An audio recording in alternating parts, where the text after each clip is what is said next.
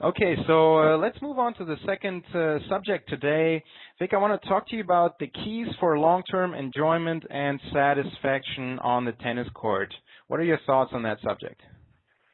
Well, there are many components to that, but for me, people need first. I think recreation players need to know how good they could be if they really focused on some things. But a lot of recreation players don't. Their goal is not to get much better. Their goal is just to win in their age or their classification. But that number one, people. There are 16 different brain types. For instance, one lady, when we did our 1,000 people interview, she said, "I love watching them smile when they beat me," and that's sadistic almost. Yeah. It was fascinating to me that somebody would get joy out of that.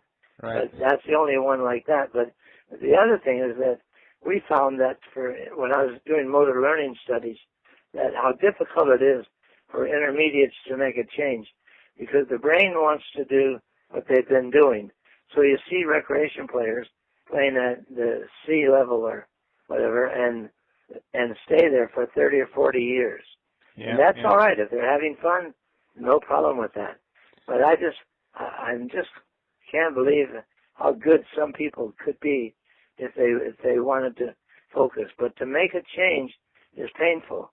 So we found that people have to be willing to go through the pain to make the change. And if they're not willing, they stay at the same level. Right. But having fun, it's so important for people to understand is that if you start tennis when you're 60 years old, there's a 90 and over division now. You have 30 years to work on your game before you even qualify for the event. And so it's never too late. I've made changes with people who have made major changes who are 91, 92 years old.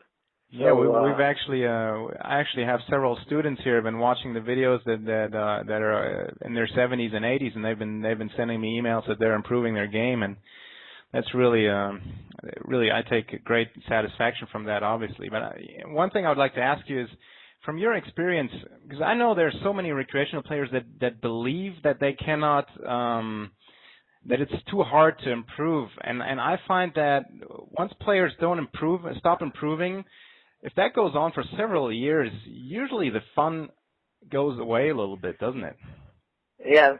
When I was, I had schools in Germany, and I could go back there 5 years later, 10 years, the same people who wouldn't make the change were still playing exactly the same as they played 5 or 10 years ago. Yeah. And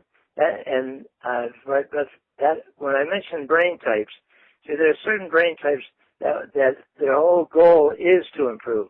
There are other brain types, their whole goal is just to have fun, and there are other brain types that continually lose and get used to losing. But for me, I built the Jack Kramer Club with Jack. We had 3 world champions in that club. One of the coaches who was always saying, one of the worst players we ever had as a junior was Pete Sampras. And Pete Sampras, the kids didn't even want to play him, he was so bad. And so Pete quit tennis to go play baseball. But his sister Stella said, "No, you're not going to do that." So he stayed in tennis, won a little 2-inch trophy, but he set his goal on improvement rather than winning. He always played up in his divisions, in the juniors, and got beat all the time. But with each defeat, he learned something. And he became one of the best players in the history of the game. So it was always a good example to me that what Pete did and the approach that he took. Because he didn't count defeat as just a gigantic loss. He counted it as a way to gather some new information on what he needs to do. Right, right. Yeah, and I've found that those players they're really trying to improve on a continuous basis, they're usually the players that get the most satisfaction out of the game, that stay with it for the longest amount of time. Well, tennis is such a challenge. You know, the 50% of all the people who play around the world today will lose. So right. it's millions of losers every day. But again, it's brain typing. When we were doing brain type studies with John Neednagel, the famous brain typist, we looked at people who wanted to change. Intuitive thinkers wanted to change. But the biggest thing I found is most people don't like to be videoed. But I video everybody. I want to, because very often people are doing things in intermediate tennis that they didn't know they were doing. It's a common thing when I show frame-by-frame analysis.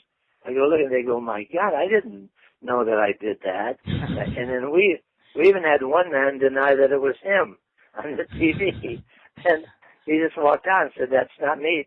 He was in a class with all women, so we're pretty sure it was him. But on the other side of the coin, some people, Diane Ross did a wonderful study showing that when the racket gets out of your peripheral vision, a lot of crazy things happen, and you lose feel. You're not quite sure. And we have people who are pretty sure their racket's down by their knees, and it's over their head. Right. Yeah. So when they see it, that's why I want everybody to see their image frame by frame on the screen.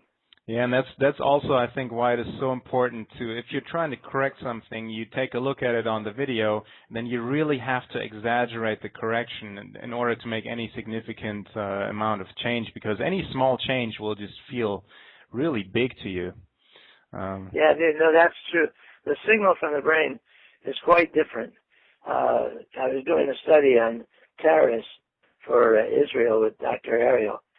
And Dr. Medioni had done a study on, or he had developed a camera that can scan a crowd and get face prints, just like fingerprints. And I did it on Federer. And when Federer played on grass, the edges of his mouth were up, and his eyes were open a certain number of degrees.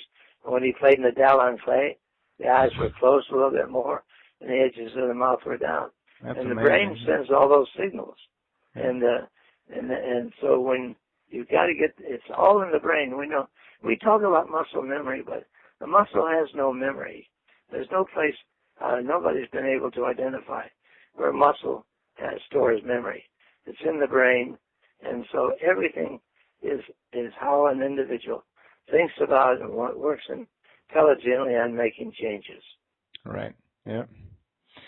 Okay, last but not least on this subject, long-term enjoyment and satisfaction, what do you have to say about staying injury-free? Do you have any recommendations on that topic?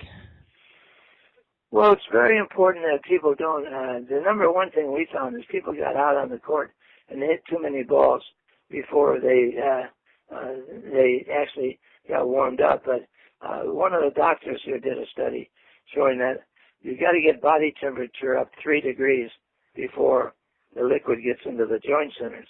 So a lot of people get out and start hitting too early, and then they wreck their arm, their rotator cuff, or lateral epicondyle.